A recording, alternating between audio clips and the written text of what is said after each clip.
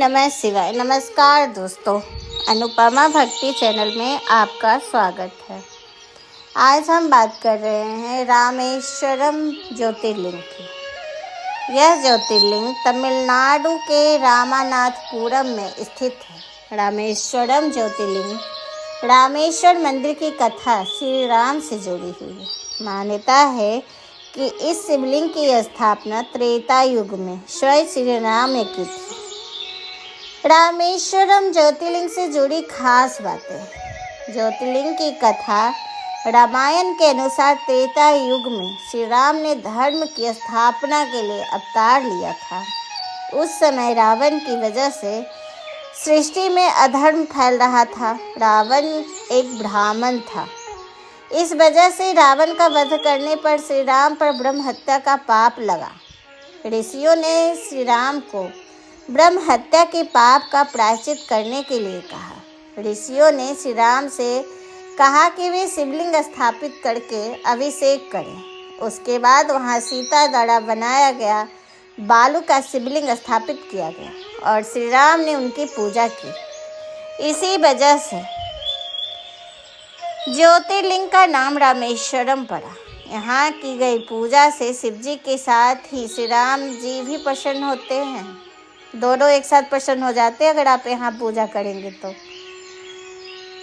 कैसा है यहाँ की शिव कला, वो बताना बहुत ही मुश्किल, उसका वर्णन नहीं किया जा सकता। वो बहुत ही सुंदर है। मंदिर पूर्व से पश्चिम तक लगभग 1000 फीट और उत्तर से दक्षिण में लगभग 650 फीट क्षेत्र में फैला हुआ है। यहाँ के मुख्य द्वार पर लगभग 100 फीट ऊंचा एक गोपुरम है। रामेश्वर मंदिर परिसर में धनुष कोटि, चक्र तीर्थ, शिव तीर्थ, अगस्त्य तीर्थ, गंगा तीर्थ, यमुना तीर्थ जैसे कुल 24 तीर्थ हैं। इन सभी तीर्थों के दर्शन करने के बाद ही रामेश्वरम ज्योतिर्लिंग पर जल चढ़ाने का महत्व है। शिवलिंग पर सिर्फ गंगा जल चढ़ाने की परंपरा है। इसके लिए हरिद्वार से जल लाया जाता है या तो गंगोत्री से। गंगोत्री का जल वहाँ ही चढ़ता है। रामेश्वरम में कई लोग गंगोत्री जाते तो वहाँ से जल भरकर लाते हैं, गंगा का शुद्ध जल, और फिर वो जल वहाँ एक रामेश्वरम मंदिर में तसला रखा रहता है, उसमें डाला जाता है। फिर उसी से शिवलिंग का अभिषेक होता है। कैसे पहुँच सकते हैं मंदिर तक? हवाई मार्ग से रामेश्वर पहुँचने के लिए मदुरई एयरपोर्ट पहुंचना पड़ता है। मदुरई से 170 किलोमीटर दूर रामेश्वरम स्थित है। यहां से सड़क मार्ग से मंदिर तक पहुंच सकते हैं। रामेश्वरम से करीब 3 किलोमीटर दूर रेलवे स्टेशन है। यहां देश भर के सभी बड़े शहरों से ट्रेन पहुंचती है। सड़क मार्ग में भी तीर्थ सभी बड़े शहरों में से जुड़ा हुआ है। यहाँ दुनिया का सबसे लंबा गलियारा है। रामेश्वर मंदिर का गलियारा विश्व प्रसिद्ध है। यह उत्तर से दक्षिण 197 मीटर, पूर्व से पश्चिम 133 मीटर लंबा है। यहाँ 3 गलियारे हैं, जिनमें से एक गलियारा 12वीं सदी का माना जाता है। मंदिर परिसर में 22 पवित्र कुंड हैं, जहाँ श्रद्धालु पूजा से पहले स्नान करते हैं। यहाँ के कुंडों का पानी भी चमत्कारी गुणों से भरपूर है। कहा जाता है कि यहाँ के अग्रिम तीर्थम में स्नान करने से सभी पाप धुल जाते हैं और बीमारियाँ दूर होती हैं। 145 खंभों पर टिका है ये पुल। रामेश्वरम पहुँचने के लिए 100 साल पुराना पुल है, जो 145 खंभों पर टिका हुआ है। समुद्र के बीच से गुजरती ट्रेनों का नज़ारा इतना खूबसूरत है कि इसे देखने का अनुभव जीवन भर याद रहता है। मंदिर का समय है जाने का, सुबह 4:30 बजे खुलता है और दोपहर 1 बजे बंद हो जाता है। उसके बाद ये दोपहर 3 बजे फिर से खुलता है और रात 9 बजे बंद हो जाती है। रामेश्वर निकटम एयरपोर्ट से मदुरई से 149 किलोमीटर दूर है। यहाँ से टैक्सी या बस लेकर आप जा सकते हैं। आप ट्रेन भी ले सकते हैं, सड़क मार्ग से भी जा सकते हैं। वहाँ पे रामेश्वरम की वास्तुकला बहुत ही अद्भुत है। 15 एकड़ में फैला ये मंदिर बड़ी दीवार से घिरा हुआ है। मंदिर का प्रवेश द्वार भव्य और आकर्षक है। यहाँ के गलियारे मूर्तियाँ इतनी सुंदर है कि बस मन मोह लेता है। कहते हैं कि रामेश्वर मंदिर में कुल 24 कुएं हैं। ऐसी मान्यता है कि इसे स्वयं भगवान राम ने बनाया था। धार्मिक मान्यताओं के अनुसार इस कुओं को स्नान करने से व्यक्ति के जीवन से जुड़ी सारे दुख और दोष दूर हो जाते हैं। इसमें जब भी आप जाएं तो इस कुएं में ज़रूर नहाएं।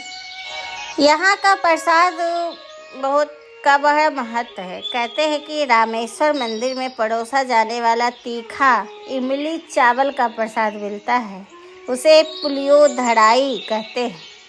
परंपरा और स्वाद दोनों से भरपूर एक पवित्र प्रसाद है। मसालों और तिल के अपने तीखे मिश्रण के साथ यह चावल व्यंजन दक्षिण भारतीय मंदिर संस्कृति में गहराइयों से निहित है। वहाँ पे पुलियोधराई का ही प्रसाद मिलता है। कहते हैं कि पुराने शिवलिंग को सिर्फ मंदिर के पुजारी ही छू सकते हैं। हर किसी को शिवलिंग को छूने की अनुमति नहीं है। पुलियोधराई क्या है? रामेश्वरम मंदिर में परोसा जाने वाला तीखा इमली चावल का प्रसाद पुलियोधराई पारंपरिक स्वाद दोनों से भरपूर एक प्रसिद्ध प्रसाद है। इसके बारे में कहते हैं कि ईश्वर का आशीर्वाद है ये। इसको वहाँ के लोग बड़े चाव से खाते हैं। रामेश्वरम के पुलियोधराई शायद सबसे आकर्षक पहलू है। सामान्य सामग्री का उपयोग करके बावजूद उसके स्वाद कहीं और नहीं दोहराया जा सकता है। आसपास के रेस्टोरेंट में भी कोशिश की गई पर उसके जैसा स्वाद नहीं आया। साधारण से रसोइयों ने व्यंजन का पालन करने की पूरी कोशिश की, फिर भी कुछ न कुछ जो अभी भी अधूरा है।